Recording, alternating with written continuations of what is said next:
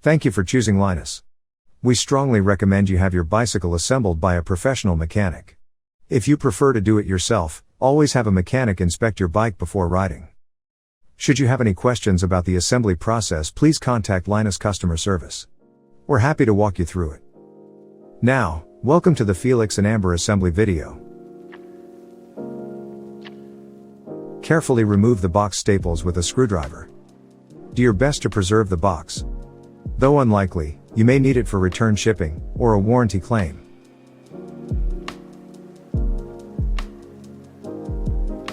We recommend someone assist you to remove the bike from the box. Inside, you'll find some smaller inner boxes. Check the contents. Inside you will find the pedals, display, quick release skewer, cable ties, grease and applicator, as well as the owner's manual. The box should also contain a battery charger, as well as a toolbox with a 15mm box wrench, grease and applicator, and 4, 5, and 6mm hex wrench. Clip the zip ties to remove the packaging. Pay attention to avoid contact with the frame, or you could scratch the paint. If you are assembling your bike on a hard surface, we recommend not removing the protective packaging from the fork until you are ready to install the front wheel. Next, remove the front wheel from the frame. You may need to change the orientation of the crank arm to remove the wheel. Remove the keys. To remove the battery, turn the key counterclockwise while sliding the battery towards you. Plug the battery into the charger as shown. A green light will appear as soon as the battery is fully charged.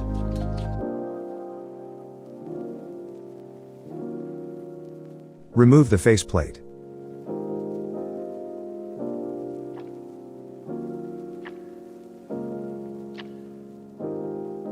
Place the handlebar into the stem.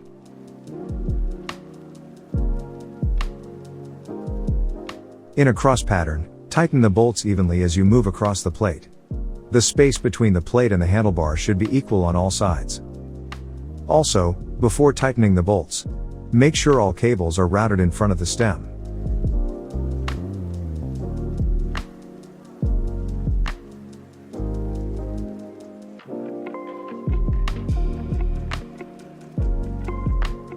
Mount the front lamp using a 4mm Allen wrench.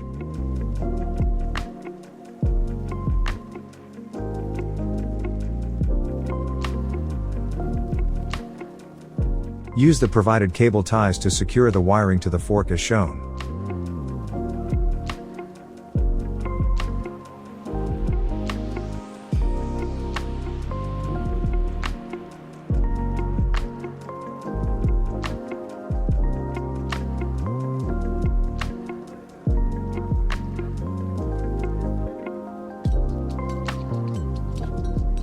Clip the excess cable ties with a wire cutter. Any excess cable can be fed back into the frame.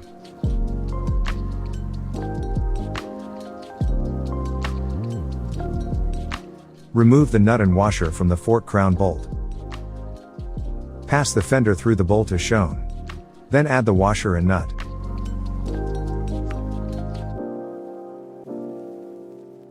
Using the 10mm box wrench and a Phillips head screwdriver, tighten completely.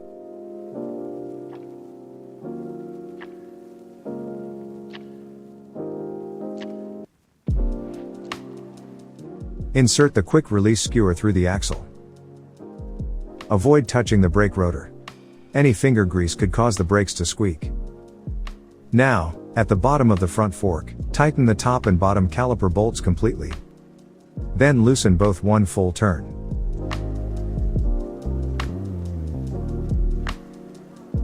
Next, remove the plastic insert from the caliper. And remove the plastic protector from the fork. Hold the bike firmly against the axle, so the wheel is centered between the fork blades. Pay special attention that both sides of the axle are resting firmly against the fork end and that the wheel is centered between the fork blades. Also, make sure the disc brake easily slides into the caliper while mounting the wheel.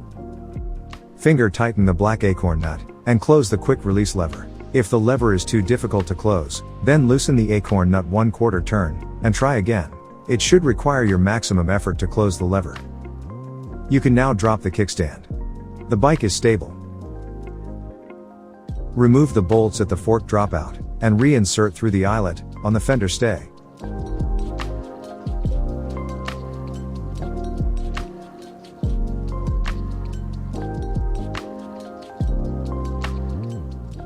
To align the brake caliper, hold the brake lever, while firmly tightening the caliper bolts.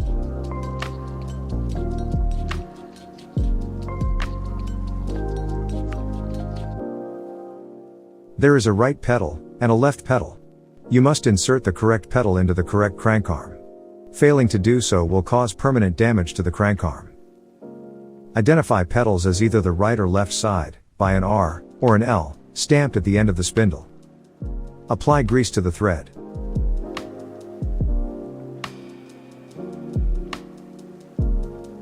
Insert the right pedal into the right crank arm, by rotating the spindle clockwise.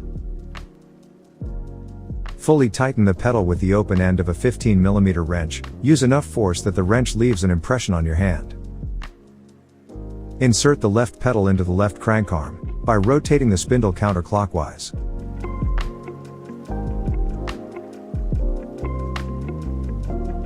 Loosen bolts on the stem plate to adjust the handlebar to your preferred position. Firmly re-tighten bolts when finished.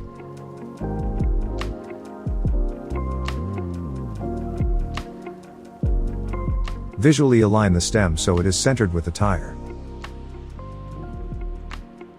Tighten the stem bolt.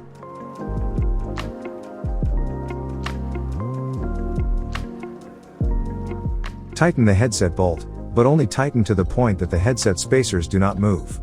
Over-tightening can damage the bearings.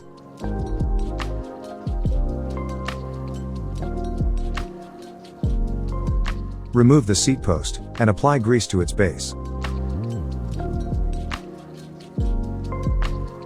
Always insert past the minimum insertion line.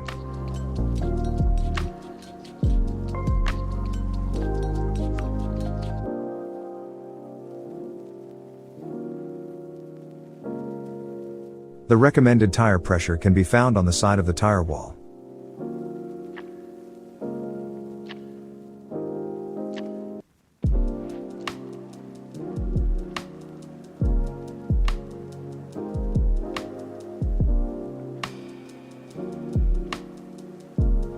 Insert the battery and double check that it is fully charged. Slide the display into its holder. Turn on the display by holding down the power button. You can easily cycle through the different driving modes by pressing the button located next to the front brake. Access the different display screens by pressing the home button on the unit.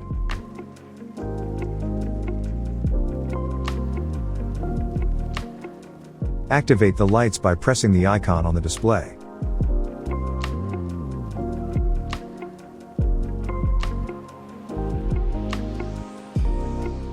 The saddle should not rotate independently of the frame.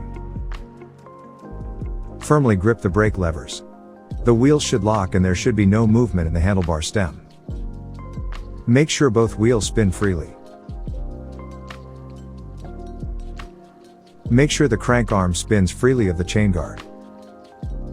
If necessary, bend the metal so it does not make contact. Double check that the quick release lever is fully tightened. Lift the bike about 12 inches of the ground. Let it drop to ensure there are no loose parts. Finally, with the front wheel secured between your legs, attempt to rotate the handlebars. Handlebars should not rotate independently of the front wheel.